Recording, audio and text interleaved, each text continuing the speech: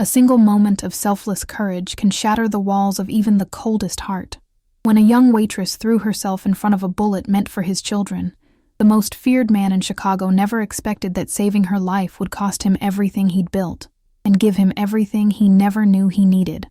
If you're listening to this story, don't forget to hit the like button, subscribe to the channel, and tell me in the comments what part of the world you're listening from. The rain fell in sheets across Michigan Avenue, turning the Chicago streets into rivers of reflected neon and headlights. Inside Marcello's, the upscale Italian restaurant in the heart of the Gold Coast, the atmosphere was warm, insulated from the November storm outside. The scent of garlic and fresh basil hung in the air, mingling with the low murmur of conversation and the clink of wine glasses. Nathan Caruso sat at his usual corner table, positioned with a clear view of both entrances. At 38, he commanded attention without effort. His tailored charcoal suit fit perfectly across his broad shoulders, and his dark hair was touched with silver at the temples. His eyes, a striking pale gray, missed nothing. Two men in dark suits stood near the bar, their posture alert despite their casual appearance. His security, always present, always watching. Across from him sat his 6-year-old twins, Marco and Lucia. Marco was absorbed in coloring a picture of a dinosaur on the paper placemat, his tongue poking out in concentration. Lucia kicked her feet under the table, her dark curls bouncing as she chattered about her day at school. And then Mrs. Peterson said my drawing was the best one, Daddy. She put it on the wall with a gold star, Lucia announced proudly. Nathan's expression softened in a way it never did in his other life. That's my girl. What did you draw? Our family, you, me, and Marco. And I put Grandma in heaven with wings. Something tightened in Nathan's chest. His mother had died 2 years ago, the last connection to anything resembling normalcy in his world. He reached across the table and squeezed Lucia's small hand. She would have loved that princess. Marco looked up from his coloring. Dad, can we get the chocolate cake again? We'll see. Finish your chicken first. A young waitress approached their table, notepad in hand. Nathan had seen her before on their weekly visits. She was new, maybe 3 months into the job, mid-20s, with auburn hair pulled back in a ponytail and green eyes that held a certain wariness, as if she'd learned early that life didn't hand out favors. Her name tag read, Ivy. How is everything? She asked, her voice pleasant but professional. She smiled at the twins. Are you guys saving room for dessert? Yes, both children chorused. Ivy laughed, a genuine sound that seemed to brighten the space around her. I'll make sure to bring extra whipped cream. As she turned to leave, Nathan noticed the slight limp in her gait, barely perceptible. An old injury, perhaps. She carried herself with a quiet strength that reminded him of people who'd survived things they didn't talk about. The restaurant hummed with its usual Friday night energy. Nathan checked his watch. 7:30. In an hour, he'd have the kids back home, tucked into bed, and he'd return to the other world. The world where Nathan Caruso wasn't just a widowed father trying to give his children a normal life. The world where he was something else entirely. His phone buzzed. A text from Vincent, his second in command. Situation developing. Rossi making moves. Need to meet tonight. Nathan's jaw tightened. The Rossi family had been pushing into their territory for months, testing boundaries, seeing how far they could go. It was the same old dance, the same power games that had defined Chicago's underworld for generations.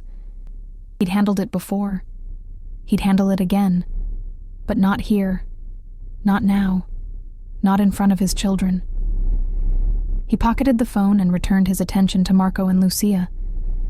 These Friday dinners were sacred. 2 hours a week where he was just dad, where the weight of his empire could wait. Ivy returned with their desserts, setting down 2 slices of chocolate cake with generous swirls of whipped cream. The twins dug in immediately, their faces lighting up with joy. Nathan ordered an espresso, watching his children with an expression that few people ever saw. Soft, unguarded, human. They're beautiful kids, Ivy said quietly as she set down his coffee. You can tell they're happy. Nathan looked up at her, surprised by the observation. Most people in his life didn't speak to him with such casual honesty. Thank you, I try. That's all any of us can do. She smiled again, but there was something behind it. A sadness, maybe. A recognition of how hard trying could be. As she walked away, Nathan found himself wondering about her story. Everyone had one. In his line of work, he'd learned to read people, to see the scars they carried even when they were invisible. Ivy carried hers well, but they were there. The rain intensified outside, drumming against the windows. Lightning flickered in the distance, briefly illuminating the Chicago skyline. Nathan sipped his espresso, bitter and strong, and watched his children laugh over their cake. Marco had whipped cream on his nose. Lucia was telling a story with wild hand gestures, her eyes bright with imagination. This was why he did everything. The empire, the violence, the constant vigilance. It was all to protect this, to give them a life where they could be children, where they could draw pictures and eat chocolate cake and never know the darkness that funded it all.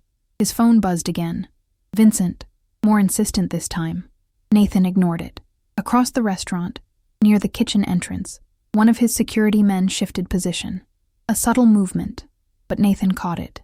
His instincts, honed by 20 years in a world where hesitation meant death, prickled to attention. He scanned the room, cataloging faces, positions, exits. Everything appeared normal. Couples dining, a group celebrating a birthday in the corner, waitstaff moving efficiently between tables, but something felt off. Nathan set down his espresso cup, his body tensing imperceptibly. His hand moved to his side, where a compact Glock rested in a concealed holster. Years of training made the gesture automatic, invisible. "Daddy, watch this," Lucia said, balancing her spoon on her nose. Nathan forced a smile.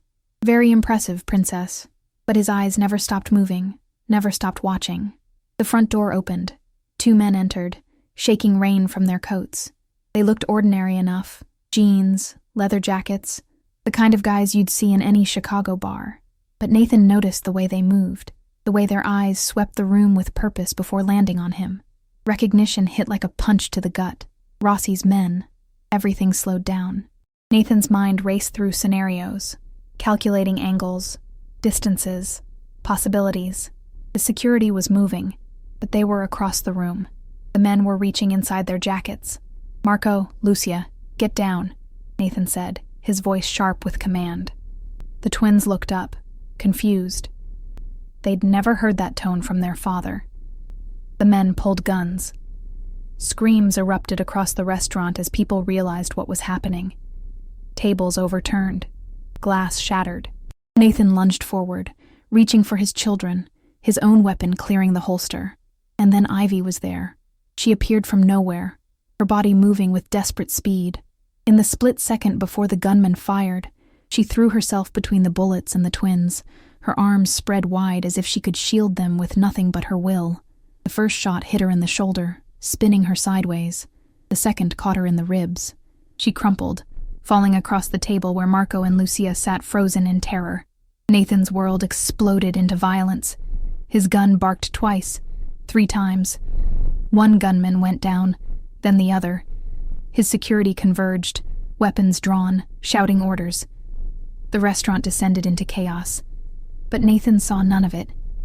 He saw only Ivy, bleeding on the white tablecloth, her green eyes wide with shock and pain. He saw his children screaming, covered in her blood. He saw the sacrifice of a stranger who'd had no reason to die for them. "Call an ambulance!"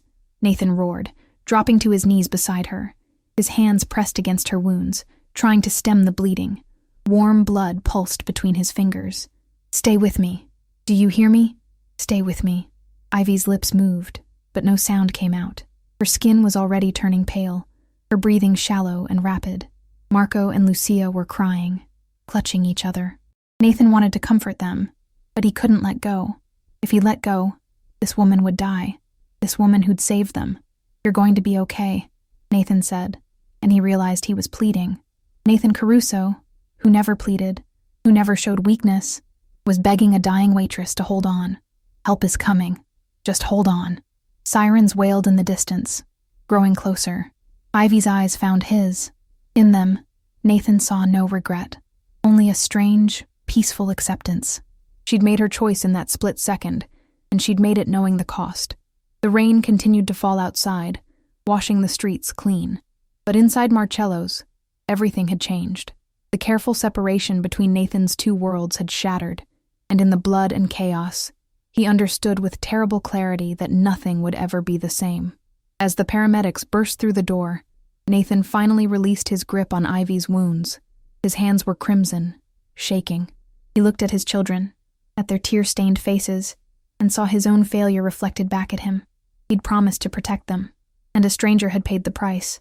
The paramedics worked with urgent efficiency, loading Ivy onto a stretcher. Nathan stood, his expensive suit ruined, and watched them carry her away. One of his men approached, speaking rapidly about securing the scene, about the police, about getting the children to safety. Nathan heard none of it.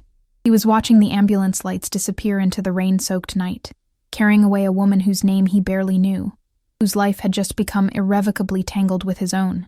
And in that moment, Nathan Caruso made a decision that would reshape everything.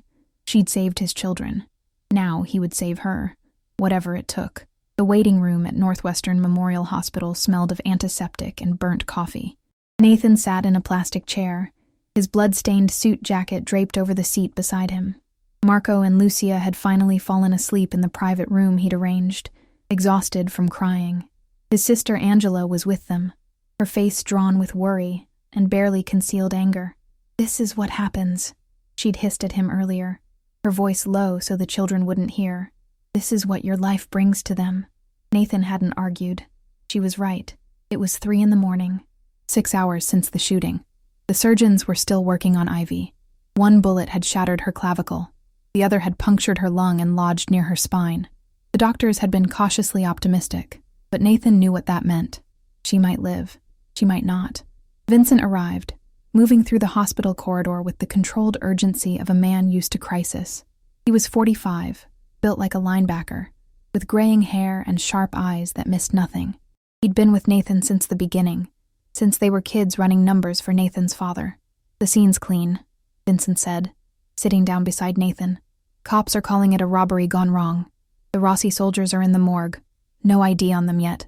Our people are handling the restaurant owner, making sure his story stays straight." Nathan nodded, but said nothing. "Boss, we need to talk about retaliation. Rossi crossed a line. He came after your kids. We can't let that stand." "Not now." "Nathan, I said not now." Nathan's voice was quiet, but it carried the weight of absolute authority. Vincent fell silent. They sat in the fluorescent-lit waiting room, surrounded by the soft beeps of medical equipment and the distant murmur of hospital staff. Nathan stared at his hands. He'd scrubbed them clean, but he could still see the blood. Ivy's blood. "Who is she?" Vincent asked finally. "A waitress. Wrong place, wrong time. She threw herself in front of bullets for your kids. That's not wrong place. Wrong time. That's a choice." Nathan looked at his oldest friend. Yeah, it was. Why would she do that? It was the question Nathan had been asking himself for 6 hours. Ivy didn't know who he was, not really. She didn't know about the empire, the power, the money. She was just a waitress who'd served them dessert and smiled at his children. And when death came, she'd chosen to stand between it and 2 kids she barely knew. "I don't know," Nathan admitted, "but I'm going to find out." A surgeon emerged from the operating theater, still in his scrubs, a mask hanging around his neck. Nathan was on his feet instantly. "Mr. Caruso, I'm Dr. Patel. Your friend is out of surgery. Will she live? The next 48 hours are critical. We've repaired the damage to her lung and removed the bullet near her spine. The shoulder will require additional surgery down the line, but we've stabilized the fracture. She's lost a significant amount of blood, and there's risk of infection, but she's young and strong. If she makes it through the next 2 days, her prognosis improves considerably. When can I see her?" "She's in the ICU. Family only, I'm afraid." Nathan pulled out his wallet and extracted a black American Express card, along with several hundreds. He handed them to Dr. Patel. "I'm family, and I want her moved to a private suite with round-the-clock care, the best you have. Money is not an issue." Dr. Patel looked at the cash, then at Nathan's face. Whatever he saw there made him pocket the money without further argument. "I'll make the arrangements. Give us an hour to get her settled." As the doctor walked away, Vincent let out a low whistle. "You're going all in on this. She took bullets for my children. And you're going to what? Pay her hospital bills? That's generous, boss, but I'm going to make sure she survives. And then I'm going to make sure she's protected. Rossi knows what happened. He'll know she was involved. If she lives, she's a witness. She's a target." Vincent's expression darkened. "You're bringing a civilian into our world?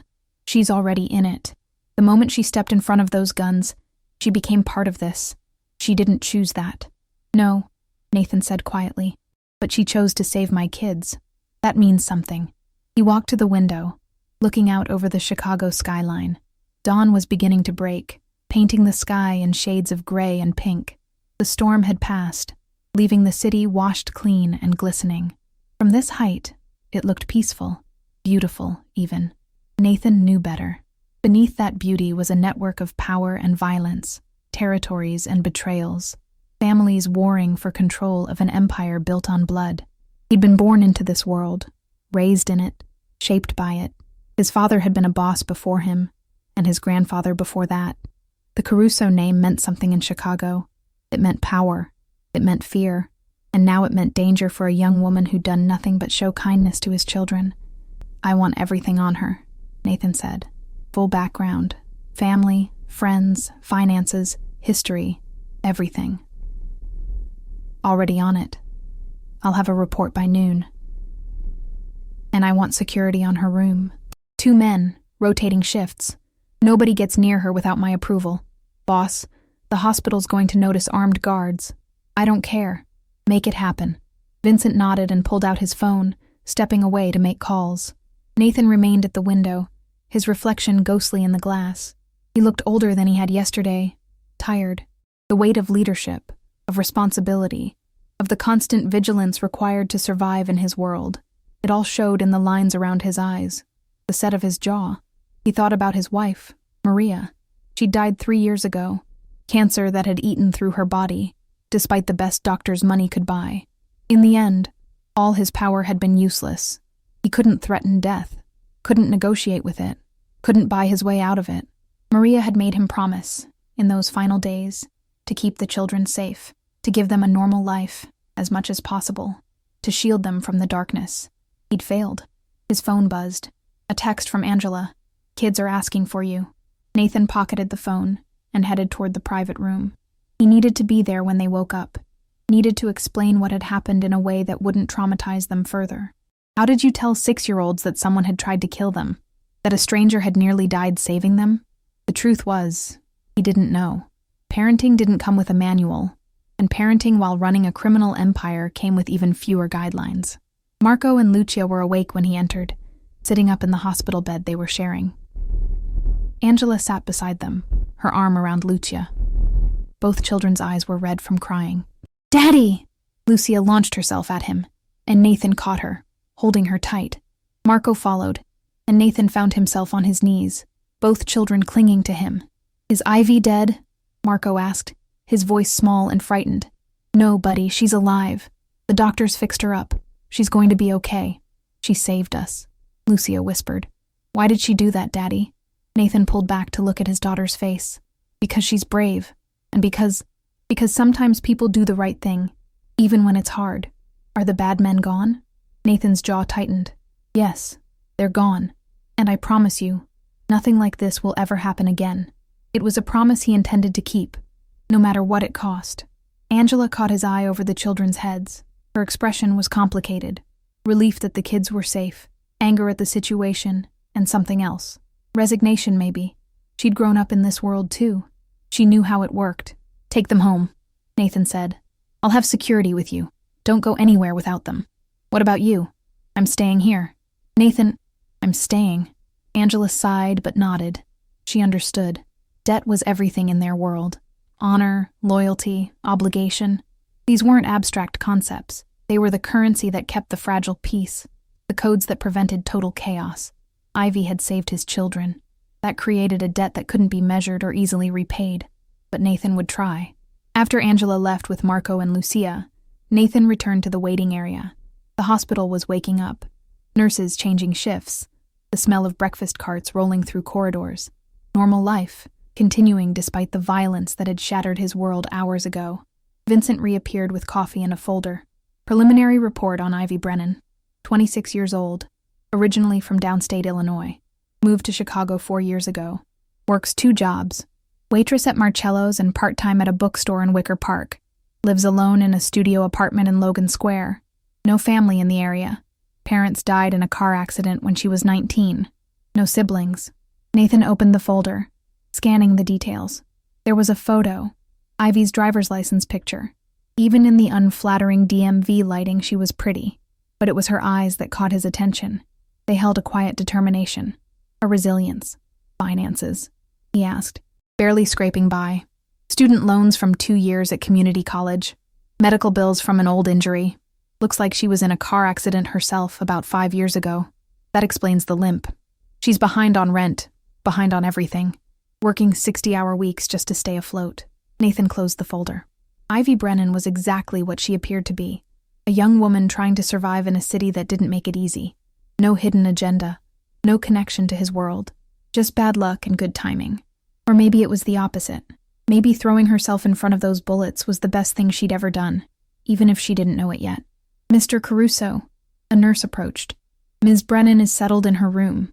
You can see her now, but she's still unconscious. Nathan followed the nurse through the hospital corridors to a private suite on the top floor. 2 of his men were already positioned outside, dressed in suits that didn't quite hide their weapons. The nurse gave them a nervous glance but said nothing. Inside, the room was quiet except for the steady beep of monitors. Ivy lay in the bed, small and pale against the white sheets. Tubes and wires connected her to various machines. Her shoulder was heavily bandaged, and a tube ran from her chest to drain fluid from her lung. She looked fragile, breakable, but Nathan knew better. This woman had thrown herself in front of bullets. There was nothing fragile about that. He pulled a chair close to the bed and sat down. Outside the window, Chicago stretched in all directions, a city of millions going about their lives, unaware of the small drama playing out in this hospital room. Nathan reached out and took Ivy's hand. It was cool, limp. He held it carefully, as if it might break. I don't know if you can hear me, he said quietly, but I want you to know something. You saved my children.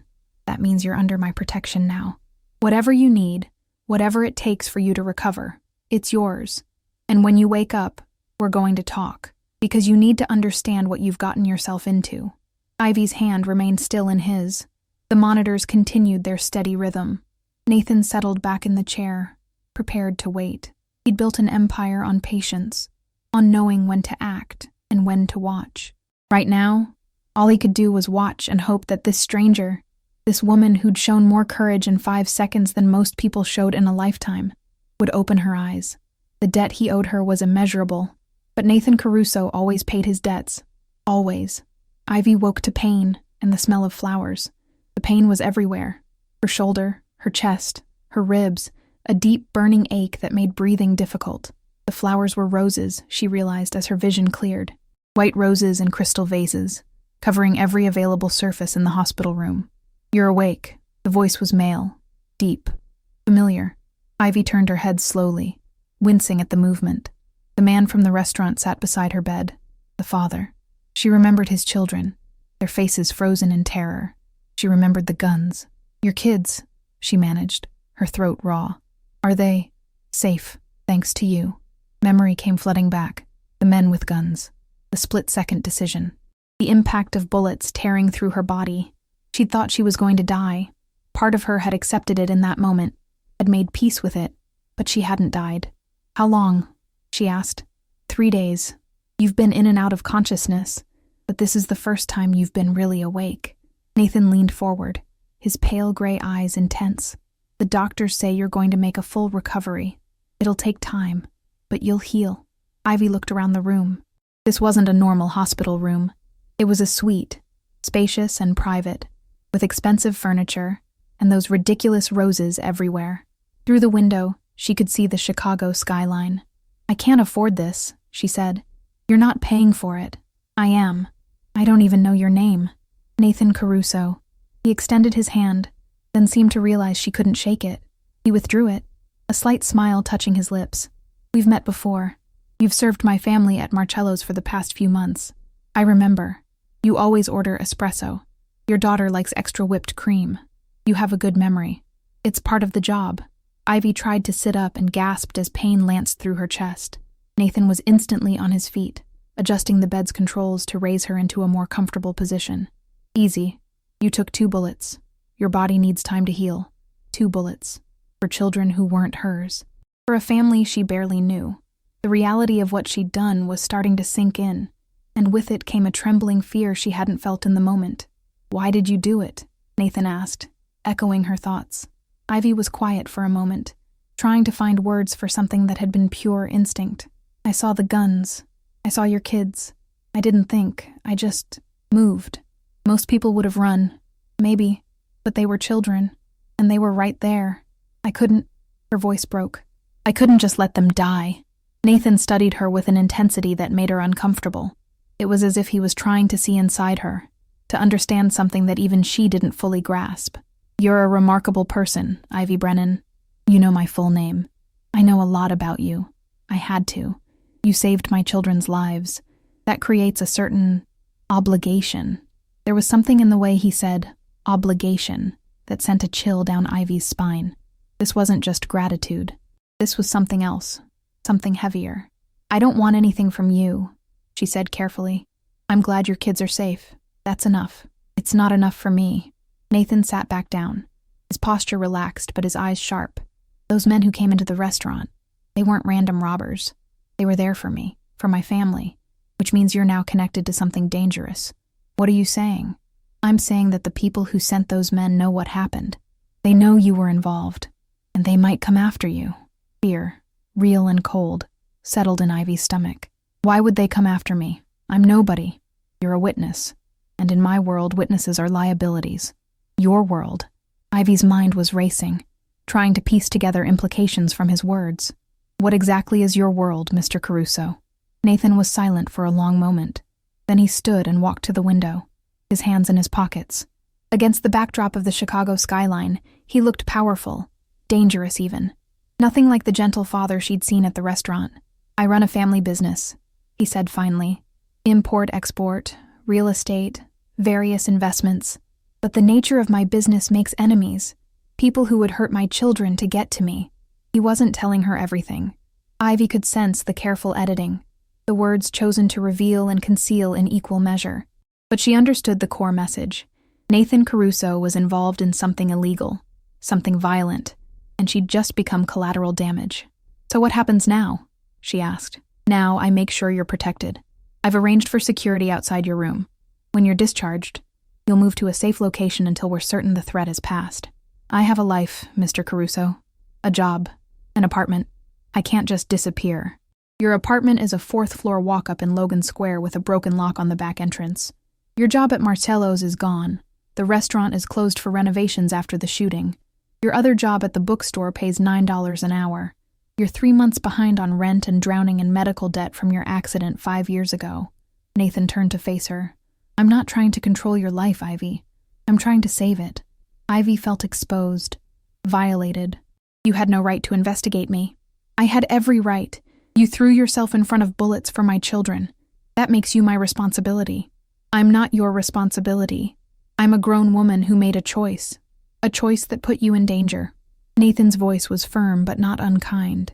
"I understand you value your independence. I respect that. But right now, your independence could get you killed." The blunt words hung in the air. Ivy wanted to argue, to assert her autonomy, but fear kept her silent. She'd seen the guns, seen the cold purpose in those men's eyes. If there were more like them. "How long?" she asked quietly. "Until it's safe. A few weeks, maybe a month. I have people working on the situation. And what am I supposed to do during this time? Just hide? Recover. Heal. Let me handle the rest." A nurse entered, breaking the tension. She checked Ivy's vitals, adjusted her IV, and made notes on a tablet. "How's the pain?" she asked. "Manageable," Ivy lied. The nurse gave her a knowing look. "I'll get you something stronger." She glanced at Nathan. "She needs rest, Mr. Caruso. Lots of it." "Of course." Nathan moved toward the door, then paused. "There's a phone on the nightstand. My number is programmed in. If you need anything at all, you call me, day or night." After he left, Ivy lay back against the pillows, exhausted despite having just woken up. Her body ached, but her mind ached more. Everything had changed in the span of seconds. Her simple life, work, pay bills, survive, had been replaced by something complex and frightening. She thought about Nathan Caruso, about the contradiction he represented. A father who clearly loved his children, but also a man involved in violence. A man who spoke of protection and obligation with the weight of someone used to wielding power. What had she gotten herself into? Over the next few days, Ivy began to understand the extent of Nathan's influence. Doctors appeared at odd hours to check on her personally. Physical therapists came twice daily to help her regain mobility. The food was restaurant quality, not hospital cafeteria fare. And always, there were the guards outside her door, silent and watchful. Nathan visited every evening, usually around 7. He'd sit in the chair beside her bed, and they'd talk. At first, the conversations were stilted, awkward, but gradually, they found a rhythm. He told her about his children, about Marco's love of dinosaurs and Lucia's artistic talent. He spoke about his late wife, Maria, and the hole her death had left in their family. He was careful, Ivy noticed, to keep the conversation away from his business, from the darker aspects of his life.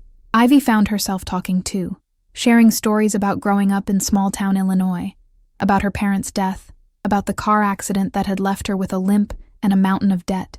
She talked about her love of books, about the dream she'd once had of becoming a teacher before financial reality had crushed it. "Why didn't you go back to school?" Nathan asked one evening. "Money. I couldn't afford to not work, and I couldn't work enough hours while taking classes. The math didn't add up." "What if it could?" Ivy looked at him warily. "What do you mean?" "I mean, what if money wasn't an obstacle? Would you go back?" "Mr. Caruso." "Nathan, please." "Nathan, I appreciate everything you've done. The hospital bills, the security, all of it. But I can't take more from you. I won't be bought." His expression hardened slightly. "Is that what you think this is? Me trying to buy you? Isn't it?" "No. It's me trying to repay a debt. You gave my children their lives. How do I put a price on that? You don't. That's the point. I didn't do it for money or favors. I did it because it was right." Nathan was quiet for a long moment. "You're not like most people I know." "Is that a compliment?" "Yes. Definitely yes." There was something in his eyes when he said it, something that made Ivy's breath catch, an intensity, a connection she hadn't expected. She looked away, suddenly uncomfortable. "I should rest," she said. "Of course." Nathan stood, but he hesitated at the door. "Ivy, thank you. For my children. For everything. I know I keep saying it, but I need you to understand how much it means." After he left, Ivy lay in the darkness, listening to the quiet sounds of the hospital at night. Her shoulder throbbed despite the pain medication. Her ribs ached with every breath, but it was her heart that felt the strangest. A confused tangle of fear, gratitude, and something else she didn't want to name. Nathan Caruso was dangerous. She knew that instinctively. But he was also a father who loved his children fiercely, a man who honored his debts, a person who seemed genuinely interested in her as more than just an obligation. And that made him the most dangerous thing of all. On her 8th day in the hospital, Vincent came to visit. He introduced himself as Nathan's associate, but Ivy could read between the lines. This was the second in command, the enforcer, the man who handled the dirty work. "I wanted to meet the woman who saved the boss's kids," Vincent said, his tone friendly but his eyes assessing. "That took guts. Or stupidity," Ivy replied. Vincent laughed. "Maybe both, but Nathan's right about you. You're different. Different how? Most people in our world, they do things for a reason. Power, money, respect. But you just did it because it was right. That's rare. Your world keeps coming up in conversation." "What exactly is your world?" Vincent's smile didn't reach his eyes. "The less you know, the safer you are. Just understand this. Nathan Caruso is a good man in a bad business. He'll protect you with everything he has, but that protection comes with rules. Follow them, and you'll be fine. And if I don't, then you're on your own. And trust me, you don't want that." It was a threat wrapped in friendly advice, and Ivy understood it perfectly. She'd been pulled into something larger than herself, and her choices now were limited. Accept Nathan's protection, and the strings that came with it, or refuse and face whatever consequences awaited her alone. That night, when Nathan came for his usual visit, Ivy was sitting up in bed, her expression serious. "I need to know the truth," she said without preamble. "What are you? Mafia? Gang? What?" Nathan's face remained impassive. "Does it matter?" "Yes, it matters. Because if I'm going to accept your help, I need to know what I'm accepting." He sat down, his movements deliberate. "My family has been in Chicago for 4 generations. We have interests in various sectors. Some legal, some less so. We operate by a code. a set of rules that keeps order in a world that would otherwise be chaos. I inherited this position from my father, and he from his father before him. So yes, Mafia. That word carries a lot of baggage. But essentially, yes. Ivy absorbed this, her worst suspicions confirmed. And those men who came to the restaurant? A rival family. They wanted to send a message by hurting my children. They failed, thanks to you. And they paid for that failure with their lives. You killed them. Yes. The simple admission hung between them. Nathan didn't look away, didn't try to soften it. He'd killed 2 men, and he wasn't apologizing for it. I should be terrified of you, Ivy said quietly. Are you? She considered the question honestly. No, I don't think so. Maybe I should be, but I'm not. Why not? Because you love your children. Because you've been kind to me. Because... She trailed off, unsure how to finish. Because you see the man, not just the monster. Nathan finished for her. Are you a monster? Sometimes. When I have to be. It was the most honest thing he'd said to her. Ivy found herself respecting him for it, even as it frightened her. I'll accept your protection, she said finally, but on one condition. Name it. When this is over, when it's safe, I go back to my life. No strings, no obligations. We're even. Nathan's expression was unreadable. We'll never be even, Ivy, but I'll respect your wishes. When it's safe, you're free to go. He extended his hand. After a moment's hesitation, Ivy shook it. His grip was firm, warm, the handshake of a man who kept his word. As their hands clasped, Ivy felt the ground shift beneath her. She was making a deal with a devil, even if he was a devil who brought white roses and asked about her dreams. The question was whether she'd survive it.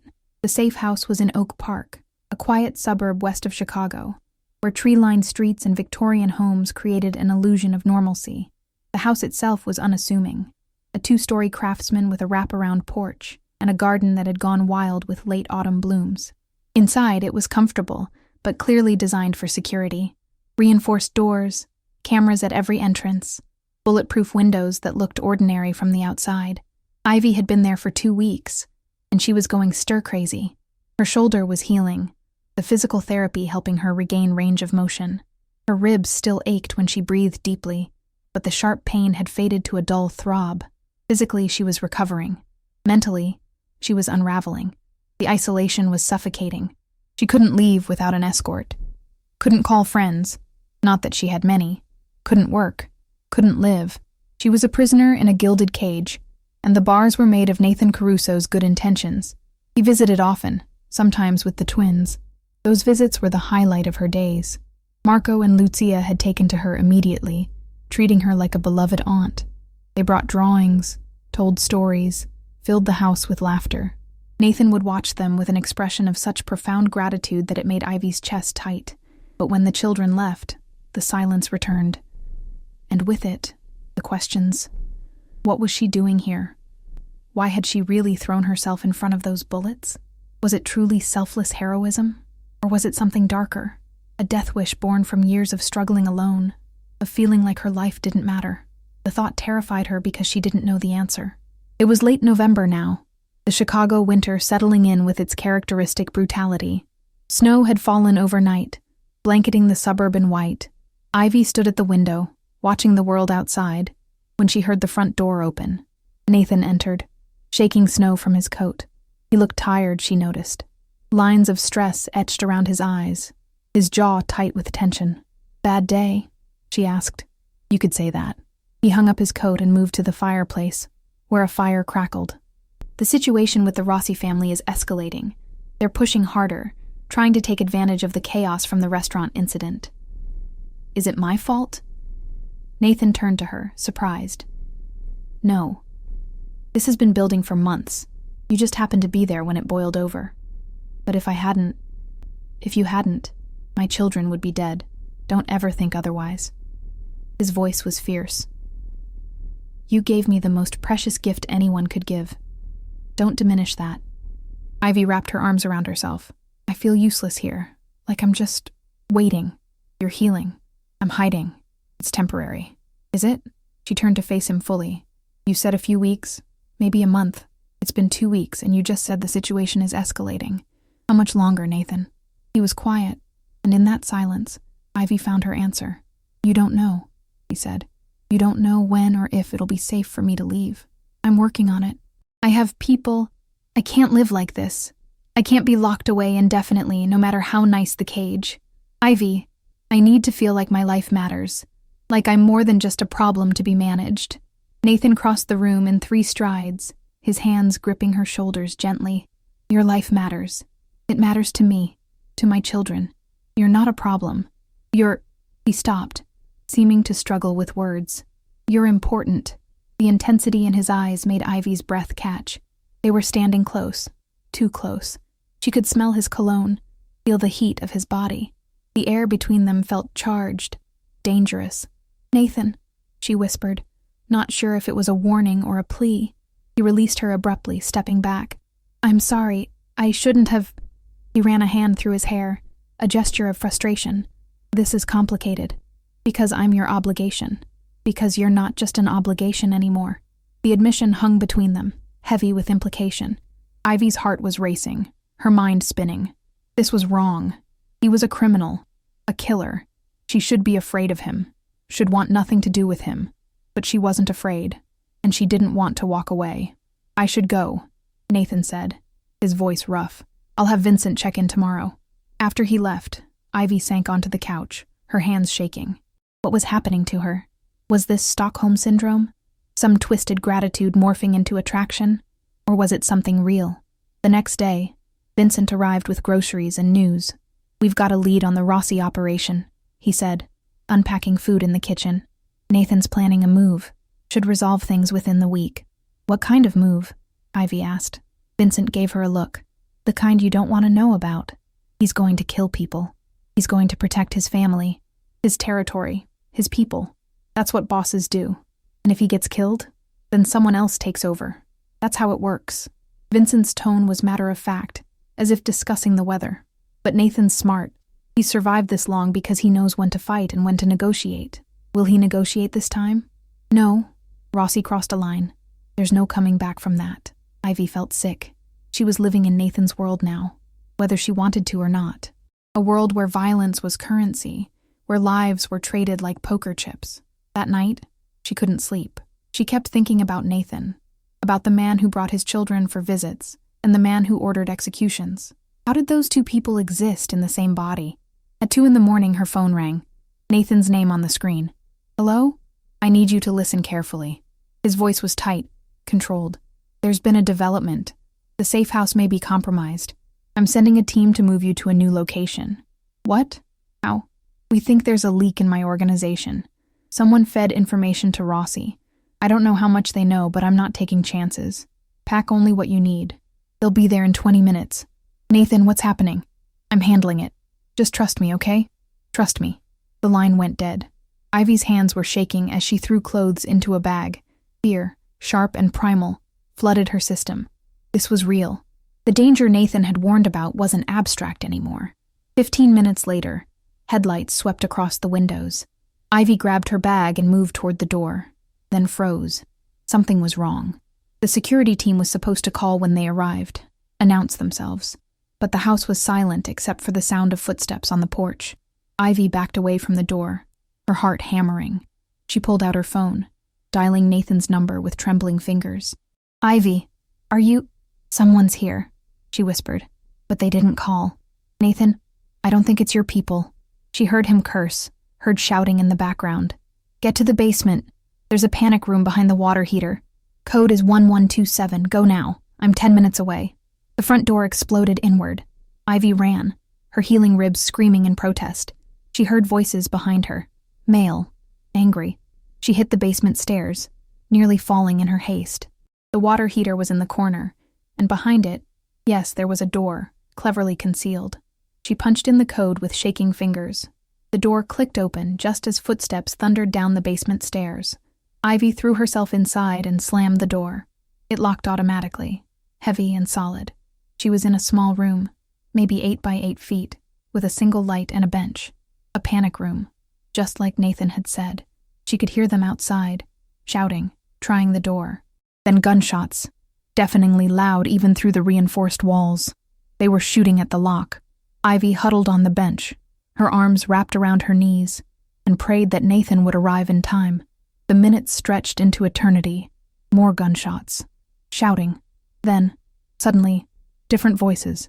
More gunfire, but from farther away. The sound of fighting, of bodies hitting walls. Then silence. Ivy. Nathan's voice, muffled through the door. Ivy, it's me. It's safe. Open the door. She didn't move. How do I know it's really you? Because I know you hate hospital jello, and you read 3 books a week and you have a scar on your left knee from falling off your bike when you were 8.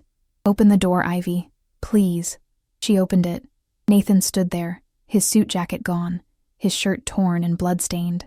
Behind him, 3 bodies lay on the basement floor. Vincent was there too, looking grim, a gun in his hand. Are you hurt?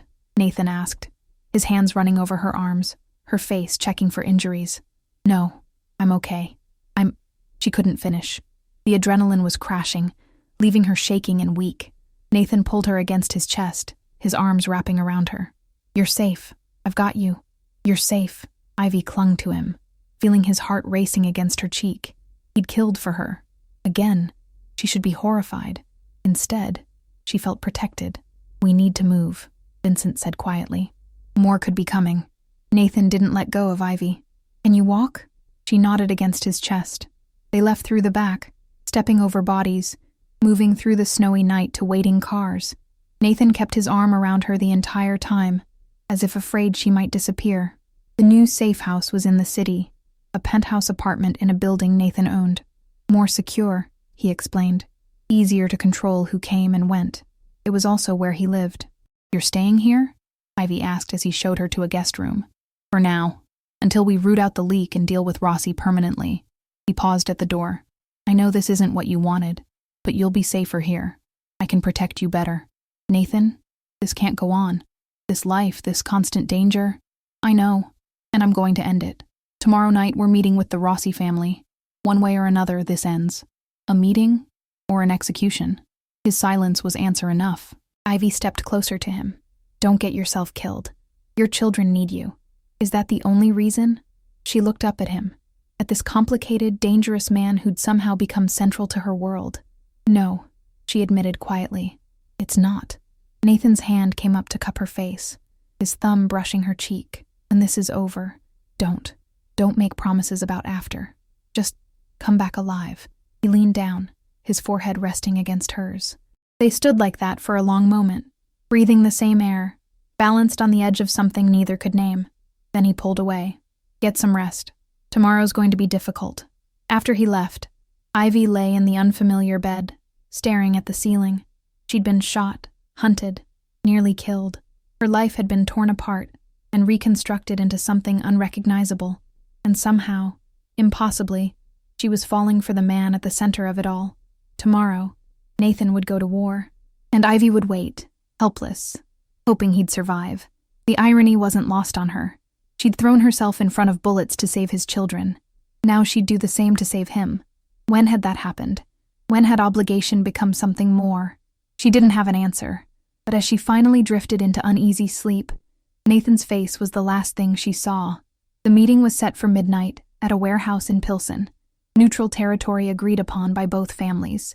Nathan dressed carefully. A dark suit, no tie, a Kevlar vest beneath his shirt. He checked his weapons with practiced efficiency. A Glock at his hip, a backup piece at his ankle, a knife in his boot. Vincent watched from the doorway of Nathan's study.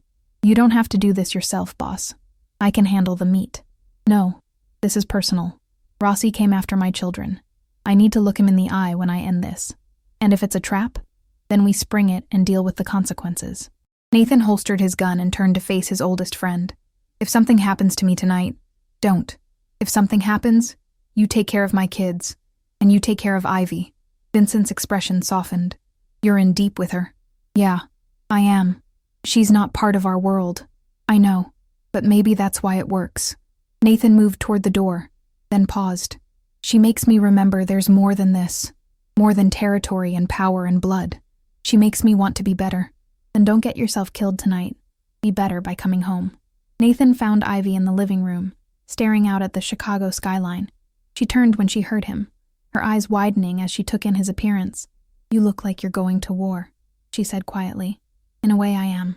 She crossed to him, her movements still slightly stiff from her healing injuries. I don't know how to do this. How to watch you walk out that door knowing you might not come back. I'll come back. You can't promise that. No, he admitted. I can't. Ivy's hands came up to grip his lapels. Your children need you. Don't be reckless. I won't. And She stopped, the words catching in her throat. Say it, Nathan urged gently. I need you too. I don't know when it happened or how, but I do. So please, please be careful. Nathan pulled her close, his arms wrapping around her. She fit perfectly against him, her head tucked under his chin. When this is over, we need to talk. About what happens next. About us. There's an us? If you want there to be. Ivy pulled back to look at him. I want there to be. God help me. But I do. Nathan kissed her then. A kiss that held all the words they hadn't said. All the feelings they'd been dancing around for weeks. It was gentle and fierce at once. A promise and a plea. When they broke apart, both were breathing hard.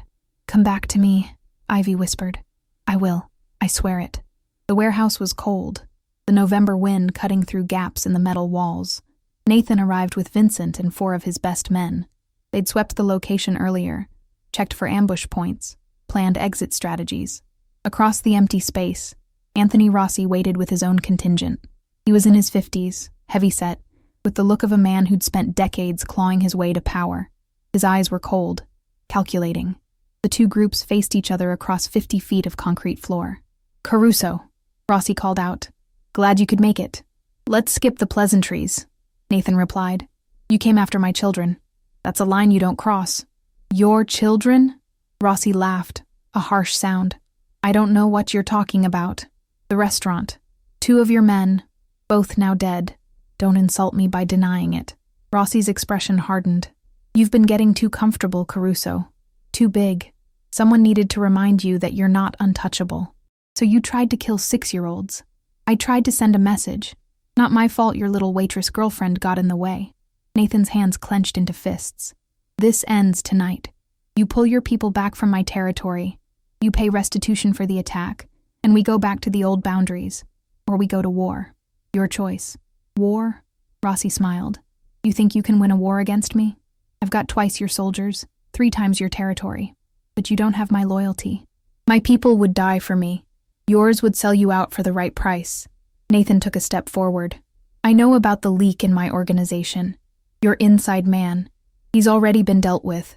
And I know about your supply routes, your safe houses, your offshore accounts. I've spent 2 weeks preparing for this moment. So ask yourself, do you really want to find out what I'm capable of when you threaten my family? For the first time, uncertainty flickered across Rossi's face. Here's what's going to happen, Nathan continued, his voice cold and absolute. You're going to accept my terms. You're going to pull back, and you're going to remember that there are rules in this city, rules that keep us all from destroying each other. You broke those rules. Don't do it again. And if I refuse, then we end this right now. Your choice. The tension in the warehouse was suffocating. Nathan could see Rossi's men shifting, hands moving toward weapons. His own people were ready, waiting for his signal. This was the moment. War or peace, blood or compromise. Rossi stared at Nathan for a long moment, weighing options, calculating odds. Finally, he nodded slowly. You got balls, Caruso. I'll give you that. Fine. We pull back. But this isn't over. Someday you'll slip. And when you do, I'll be there. I'm counting on it. The meeting ended without bloodshed, both sides withdrawing to their respective territories. In the car on the way back, Vincent let out a long breath. That was close. He blinked, Nathan said. He knew he couldn't win, not without massive losses. Rossi's smart enough to know when to fold. For now, Nathan agreed. But we bought time. Time to strengthen our position, shore up our defenses. Time for Ivy to heal and for my kids to feel safe again. Back at the penthouse, Ivy was pacing when Nathan walked in. She spun around at the sound of the door, her face pale with worry. When she saw him, alive, unharmed, relief flooded her features. You're okay, she breathed. I'm okay. Nathan crossed to her, pulling her into his arms. It's over. Rossi backed down. You're safe. Ivy clung to him, her body shaking. I was so scared. I kept thinking about what you said, about not making promises, and I thought, shh, I'm here. I'm right here. They stood like that for a long time, holding each other in the quiet of the penthouse. Outside, Chicago glittered in the darkness, A city of millions going about their lives, unaware of the small war that had been averted tonight. Finally, Ivy pulled back to look at Nathan. What happens now? Now you get your life back. The threat's over. You can go home, back to work, back to normal. Is that what you want? Nathan cupped her face in his hands. No. What I want is for you to stay. Not because you have to, not because you owe me anything, but because you want to. Because this thing between us, whatever it is worth exploring. I'm not part of your world, Nathan. I don't know how to be. Then we figure it out together. I'm not asking you to become someone you're not. I'm just asking you to give us a chance. Ivy searched his eyes, looking for certainty in a situation that offered none. Your life is dangerous. Your children have already lost one parent. What happens if they lose you too? What happens to me if I let myself care and then... I can't promise you safety. I can't promise you easy. But I can promise you this. I will do everything in my power to come home every night, to be there for my kids and for you, and I will never, ever take for granted what you did for my family. I'm terrified, Ivy admitted. So am I. Really? Really? I haven't felt this way since Maria, and the thought of losing it, of losing you, scares the hell out of me. Ivy took a shaky breath. Okay. Let's try. Let's see if a waitress and a mafia boss can make this work. Nathan smiled, a real smile that transformed his face. When you put it that way, it sounds impossible. Maybe, but I threw myself in front of bullets for your kids. Impossible seems to be my specialty. He kissed her then, deep and thorough, a kiss that held promise and hope, and the beginning of something neither had expected to find. When they broke apart, Nathan rested his forehead against hers. Thank you for saving my children, for giving me a second chance at this. Thank you for making me feel like my life matters again. They stood in the darkness of the penthouse, two people from different worlds who'd found each other in the chaos. Outside, the city continued its eternal rhythm. Inside, something new was beginning, something worth fighting for. Spring came to Chicago with its usual dramatic flair, transforming the city from gray and frozen to green and alive in a matter of weeks. The trees along Michigan Avenue burst into bloom, and the lakefront filled with joggers and cyclists celebrating the return of warmth. Ivy stood on the balcony of Nathan's penthouse, their penthouse now, she supposed, watching the sunrise paint the sky in shades of pink and gold. 6 months had passed since that night in the warehouse, 6 months of learning to navigate a life she'd never imagined. It hadn't been easy. There were rules in Nathan's world, protocols she had to learn, security measures that felt suffocating at first, the constant awareness that danger lurked at the edges, that his enemies could become hers. She'd had panic attacks in those early weeks, moments where the weight of it all became too much, but Nathan had been patient. He'd held her through the nightmares, talked her through the fear, and slowly, she'd found her footing in this strange new reality. She'd also found purpose. With Nathan's financial backing, offered as a gift, not an obligation, Ivy had returned to school. She was taking education classes at DePaul University, working toward the teaching degree she'd abandoned years ago. It felt surreal sometimes, sitting in lectures about child development and curriculum design, knowing that her tuition was paid for by a man who ran a criminal empire. But Nathan had been right about one thing. Money was just a tool. What mattered was what you did with it. The sliding door opened behind her, and Nathan emerged with 2 cups of coffee. He handed her one, then wrapped his arm around her waist, pulling her close. "You're up early," he said. "Couldn't sleep. Too much on my mind. Nervous about today?" Today was the twins' 7th birthday party, a small celebration at the penthouse with family and a few carefully vetted friends. It would be Ivy's first time meeting Nathan's extended family as his official girlfriend, and she was terrified. "What if they don't accept me?" she asked. "They will. Angela already loves you, and my uncle respects anyone who can take 2 bullets and live to tell about it." Ivy laughed, despite her nerves. "That's a low bar for acceptance. In my family, it's actually pretty high." They stood together, watching the city wake up. This had become their routine. Morning coffee on the balcony, a few quiet moments before the day's chaos began. It was in these moments that Ivy felt most at peace, most certain that she'd made the right choice. "I've been thinking," Nathan said, "about the future, about what we're building here. And I want more of this, more mornings with you, more nights where I come home and you're here, more of everything." Ivy's heart skipped. "Nathan, I'm not proposing. Not yet. But I want you to know that's where this is heading for me. You and me and the kids. A family. Your children. Love you. You know they do. It was true. Over the past months, Ivy had become a fixture in Marco and Lucia's lives. She helped with homework, attended school events, read bedtime stories. They'd started calling her Ivy at first, but lately, she'd noticed them hesitating, as if searching for a different word. She wasn't their mother. She could never replace Maria, but she was becoming something important to them, and they to her.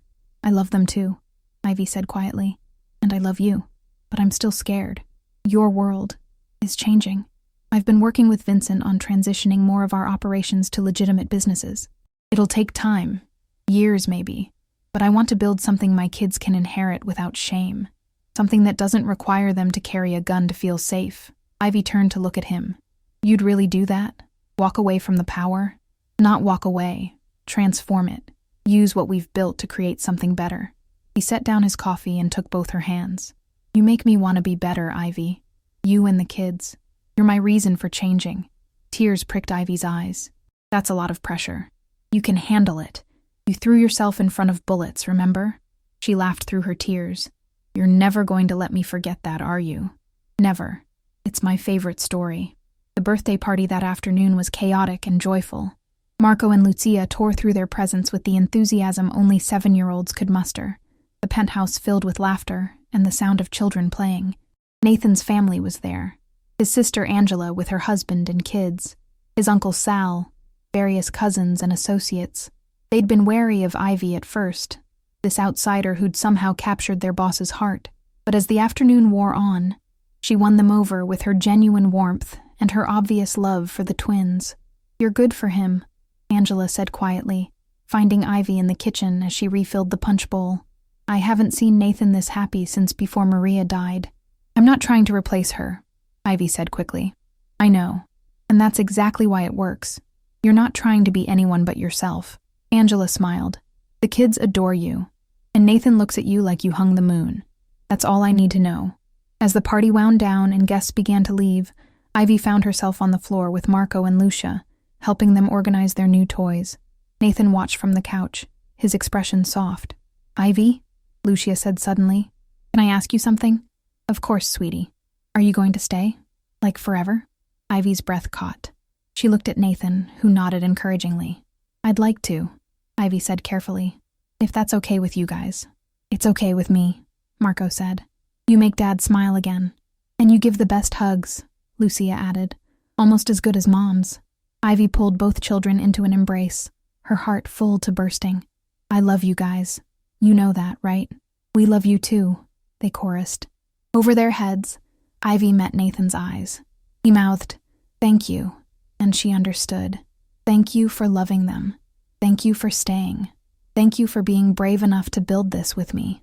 That night, after the twins were asleep and the penthouse was quiet, Nathan and Ivy sat on the balcony again.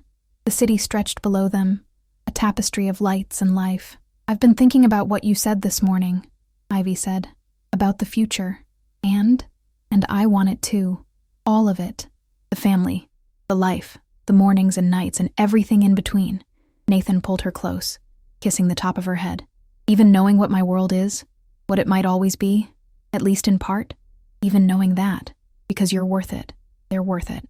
She looked up at him. I spent so long feeling like my life didn't matter, like I was just surviving day to day. But you changed that. You made me feel valuable, important, like I have a purpose. You do. You're the reason I'm trying to be better, the reason I'm fighting to build something legitimate. You're my purpose, Ivy. They sat in comfortable silence, watching the city. Ivy thought about the journey that had brought her here, the split-second decision in a restaurant, the bullets, the fear, the slow building of trust and love. It had been terrifying and painful and beautiful all at once. You ever regret it? Nathan asked quietly. Throwing yourself in front of those bullets? If you could go back, knowing everything that would happen, would you still do it? Ivy considered the question honestly. Her life had been turned upside down. She'd been shot, hunted, forced to confront violence and danger she'd never imagined. But she'd also found love, purpose, a family. She'd found Nathan and Marco and Lucia. She'd found herself. Yes, she said finally. I'd do it again. Because it led me here. To you.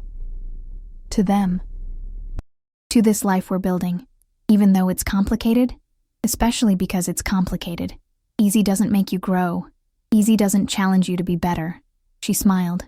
Besides, I seem to have a thing for impossible situations. Nathan laughed, the sound warm and genuine. Lucky for me. They stayed on the balcony until the early hours of the morning, talking about dreams and plans, about the future they were building together. Nathan spoke about his vision for legitimizing the family business, about creating opportunities for his people to transition to legal work. Ivy talked about her studies, about wanting to teach in underserved communities, to give kids the chances she'd never had. As dawn began to break over Lake Michigan, painting the sky in brilliant oranges and pinks, Nathan stood and pulled Ivy to her feet. "Dance with me," he said. "There's no music. We don't need music." So they danced on the balcony, swaying gently to a rhythm only they could hear. Below them, Chicago was waking up, cars starting, lights flickering on, the city beginning its daily symphony. But up here, in this moment, there was only the two of them.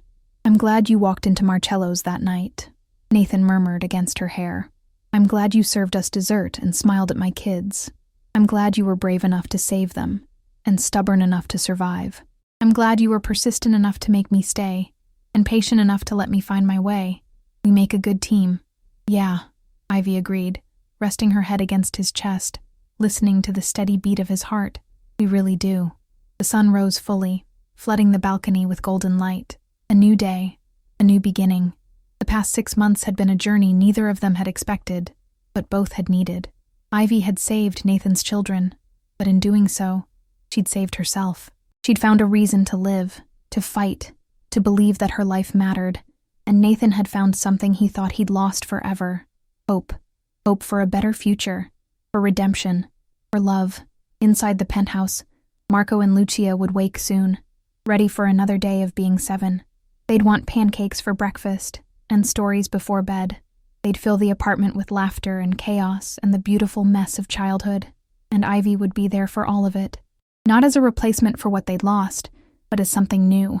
A bridge between their past and their future. A woman who'd proven that sometimes the bravest thing you can do is stand between danger and the people you love.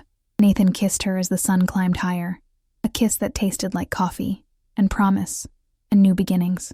"Thank you," he whispered. "For what? For taking that bullet, for staying, for loving us."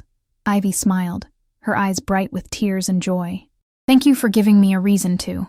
They stood together on the balcony, two people who'd found each other in the chaos, who'd built something beautiful from the wreckage. The city spread before them, full of possibility and promise, and for the first time in years, both of them believed in happy endings. Not because life was perfect, it wasn't, and it never would be. Not because the danger was gone. It would always lurk at the edges of Nathan's world, but because they'd found something worth fighting for, something worth protecting. Each other. The waitress who'd taken a bullet, and the Mafia boss who'd been shocked by her courage, had become something neither expected. A family. Imperfect. Complicated. But real. And in the end, that was all that mattered. If you enjoyed this story, I'd love to hear your thoughts in the comments. Where in the world are you listening from? And don't forget to subscribe for more emotional stories like this one.